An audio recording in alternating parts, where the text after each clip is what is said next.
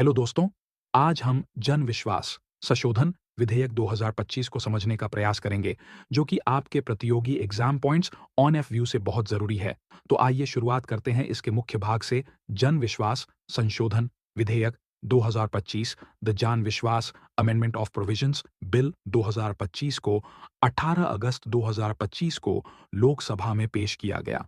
यह विधेयक 16 केंद्रीय कानूनों में 385 से प्रावधानों में संशोधन लाने का प्रस्ताव करता है, जिसका उद्देश्य है आपराधिक दंड के बजाय गैर आपराधिक प्रावधानों और प्रशासनिक सजा प्रणाली के माध्यम से ईज ऑफ डूइंग बिजनेस और ईज ऑफ लिविंग को बढ़ावा देना।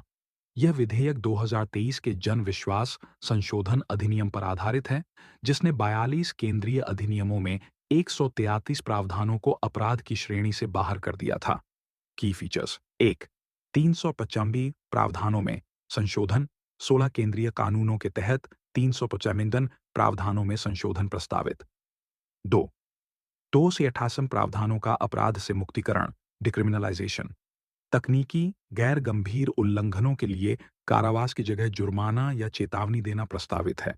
3 से 7 प्रावधानों में सुधार ईज ऑफ लिविंग, विशेषकर मोटर वाहन अधिनियम और अन्य कानूनों में नागरिकों की सुविधा बढ़ाने वाले संशोधन।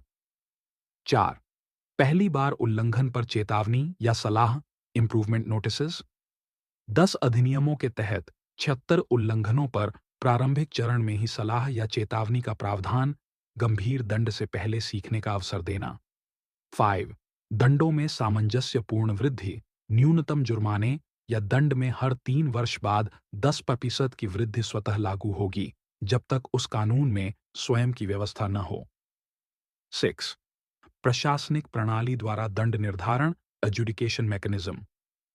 प्रशासनिक अधिकारी जैसे कि अप्रेंटिसशिप एडवाइजर को दंड देने का अधिकार, न्यायालयों पर दबाव कम करना। एनालिसिस एंड इम्प्लीकेशंस, न्याय प्रणाली पर बोझ में कमी, गैर गंभीर मामलों में जेल की बजाय संकेत, जिससे न्यायालयों के पास गंभीर अपराधों पर समय अधिक जाएगा। बिजनेस के लिए अनुकूल माहौल, फाइलिंग देरी या तकनीकी त्रुटियों के लिए होने वाले कारावास की आशंका समाप्त। एमएसएमईज और स्टार्टअप्स विशेष रूप से लाभान्वित होंगे।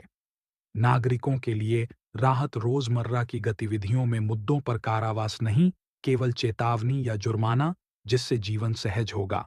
ट्रस्ट बेस्ड गवर्नेंस, सरकार की मिनिमम गवर्नमेंट मैक्सिमम गवर्नेंस की नीति साकार होती है, समाज में सहभागिता बढ़ती है। विधेयक का उद्देश्य अपराधीकरण को कम